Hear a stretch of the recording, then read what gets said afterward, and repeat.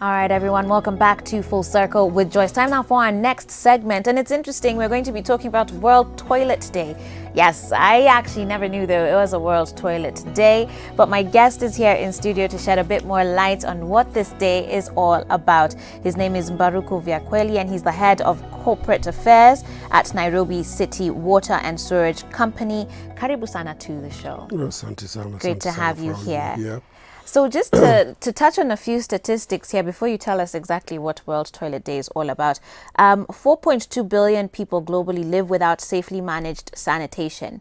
673 million still practice open defecation, and 3 billion lack basic hand washing facilities.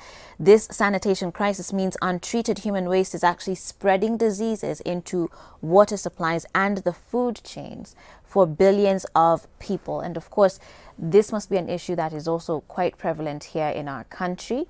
And so before we actually understand what World Toilet Day is, maybe you can give us an overview of where Kenya is at as far as, proper sanitation measures for its citizens.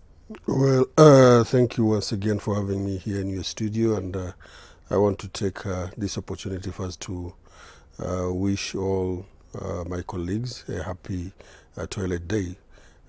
It's very funny that many people don't know about that this is there. Yeah. So an overview will be like the sanitation situation in our country.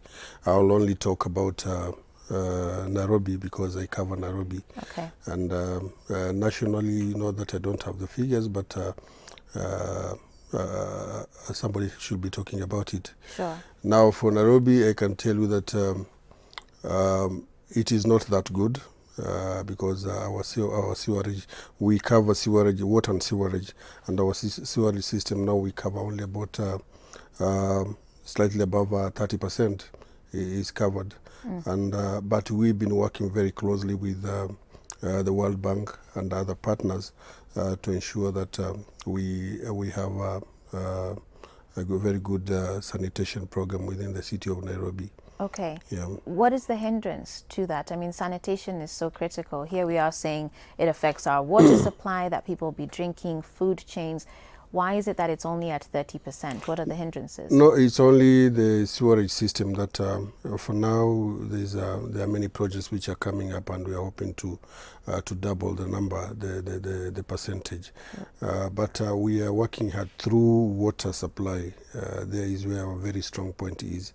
And okay. Remember that sanitation is about water also, right. Availability of water. So much as we don't have, we don't meet the demand of water within the city of Nairobi, but we've done it our priority to see that we make water available through the rationing programs and so forth, so that we can actually protect our citizens from these some diseases like even COVID now. You can't imagine COVID without water, typhoid and cholera.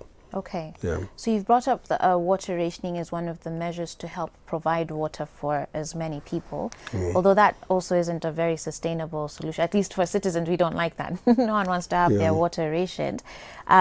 So what are some of the long-term plans as far as then being able to provide water for citizens in Nairobi? Is it that our supply is just limited, or is that the infrastructure to provide the supply has not been put in place?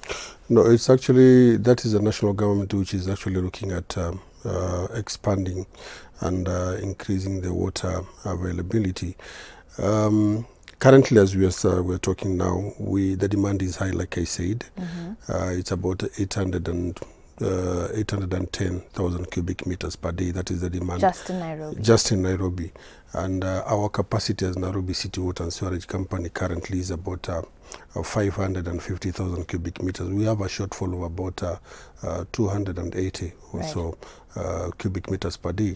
So the government, through its agency, Earthy Water Works Service Agency in Nairobi, which covers Nairobi, Murang'a, Kiambu, and the environs, have come up with, they're coming up with a number of projects, long-term projects as well as mid-term projects and short-term projects to ensure that we have more dams. You know, from Nairobi, we may not be aware that much as you are, I'm sure you are our customer, that we have our water, we draw our water from outside Nairobi, not within Nairobi. And we have only 4 sources, the biggest being, I'm sure you know this, being that one of Nakeni, which gives us about 80%. Okay. Yeah. Okay. All right. Well, I think many of us are keen to see the fruition of these projects, as you said. You know, even growing up, I remember water still, like a lot of these conversations still happening when I was growing up. So hopefully we can see those come to fruition soon. But turning to now World Toilet Day, what exactly is this day all about, and why the name World Toilet Day? World Toilet Day is actually aimed at increasing awareness on the people living without access to sanitation. You have said it, over 4.2 billion people who are living without proper access to the sanitation. And this is aimed at increasing awareness and towards an action to ensure that we get the Sustainable Development Goal number 6, which aims at reducing and by half or even completely addressing the issue of sanitation globally. Okay. Yeah. Okay, and this is an event organized by UN Water. Yeah, it is a annually. UN Water, and yes, exactly. Okay. So here in Kenya, of course, and in Nairobi specifically, we know of our informal settlements. Sadly, Kenya hosts one of the biggest informal settlements on the continent. And sanitation is clearly a major issue there. What are some of the, I guess, activities or key messages that you would want to share as far as communities, you know, like in Kibera, Mathare, that do not have access to proper sanitation? Not that we have been working towards ensuring that they have proper sanitation, and we've been working with our partners. Here, our biggest partner will be the World Bank. We have been working with water and sanitation for urban poor. Currently, we have a program with them, and with the World Bank, we've had what we call OBA. OBA is an output-based action, which aimed at upgrading the standard toilets within the informal settlement, upgrading them to the level of having flushing toilets. Okay. So with this, we have partners. We have partnered with the World Bank, and we have so far we have over within the city of Nairobi, we have over 8,545 toilets within the city of Nairobi, in partnership with the World Bank.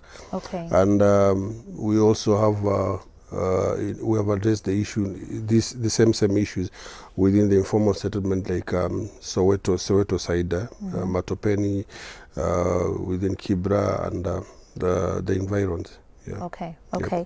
Yep. So what's the theme or the focus for this year's World Toilet Day? The theme and the focus for this year is sustainable sanitation and climate.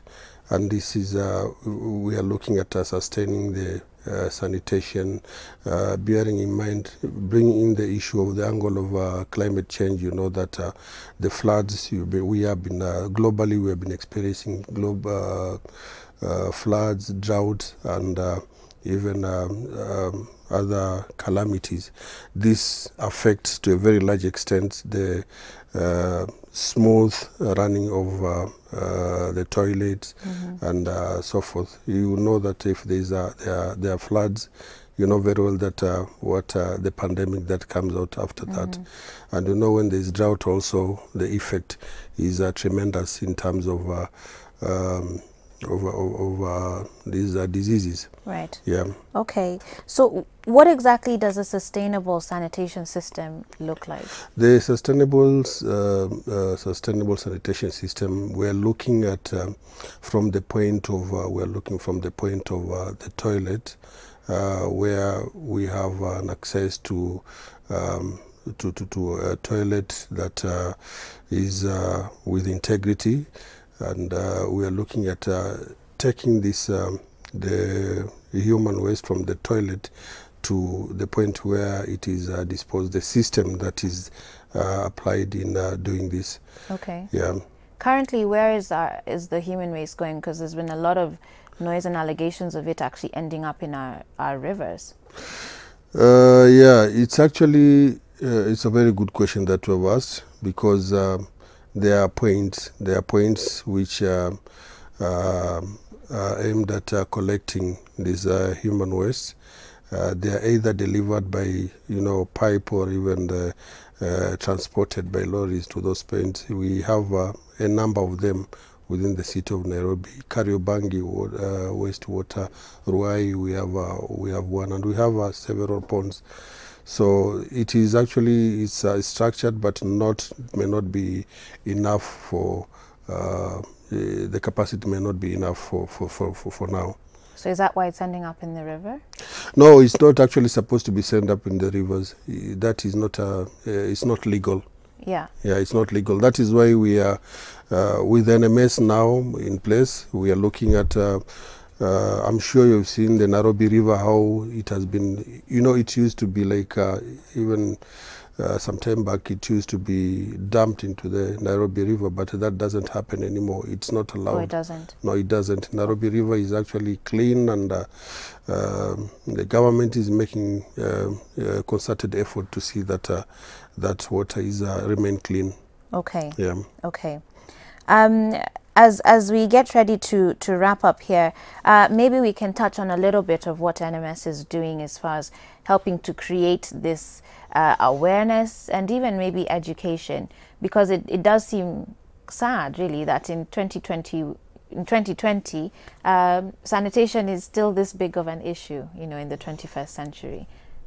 Yeah, it is. It's unfortunate, but there are efforts to ensure that this is we have a target of SDG 6, and the government is a key player in achieving this target by 2030. We have said, okay. And those are the issues that NMS is only implementing what has been there, and is actually supplementing what we have been doing also.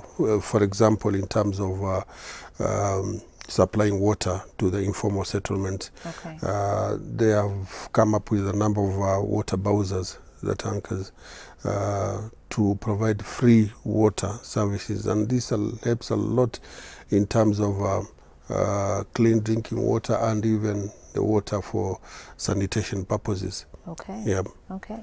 Wow. Well, thank you very much, Mr. Vyakweli, for coming on to the show today and sharing a bit about your work and also what World Toilet Day is all about. We do appreciate your time. Thank you so much for having me in your studio. You're most welcome.